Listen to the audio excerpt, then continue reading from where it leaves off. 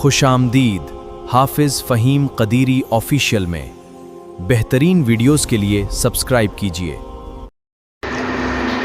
ایک ایسا چور جس نے پوری زندگی گناہوں میں گزاری، لیکن موت کے وقت اس کا ایک عمل اسے جنت کا حقدار بنا گیا۔ آخر ایسا کیا ہوا؟ بہت پرانے زمانے میں ایک شخص تھا جو چوری اور گناہوں میں مشہور تھا۔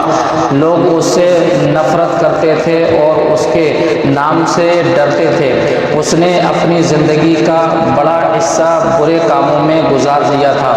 ایک دن وہ کسی سفر پر نکلا۔ راستے میں اسے شدید پیاس لگی۔ گرمی بہت زیادہ تھی اور پانی کہیں نظر نہیں آ رہا تھا۔ کافی تلاش کے بعد اسے ایک کنواں ملا۔ وہ بڑی مشکل سے کنویں میں اترا اور پانی پی کر اپنی جان بچائی۔ جب وہ واپس اوپر آیا تو اس نے دیکھا کہ ایک کتا پیاس کی شدت سے ہانپ رہا ہے۔ کتا بار بار زمین چاٹ رہا تھا لیکن اسے پانی نہیں مل رہا تھا۔ اس شخص نے کتے کی حالت دیکھی تو اس کے دل میں رحم پیدا ہوا۔ اس نے سوچا جس طرح مجھے پیاس لگی تھی اسی طرح یہ بے زبان جانور بھی پیاسا ہے۔ وہ دوبارہ کنویں میں اترا، اپنی موزوں میں پانی بھرا اور بڑی احتیاط سے اوپر لے آیا۔ پھر اس نے وہ پانی کتے کو دیا۔ کتے نے پانی پیا اور سکون محسوس کیا۔ یہ ایک چھوٹا سا عمل تھا لیکن اللہ تعالیٰ کے نزدیک بہت قیمتی تھا۔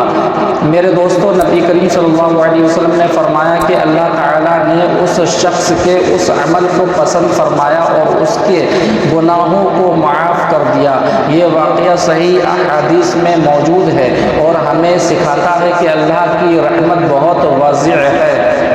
کبھی کسی نیکی کو چھوٹا نہ سمجھو، چاہے وہ ایک جانور پر رحم کرنا ہی کیوں نہ ہو۔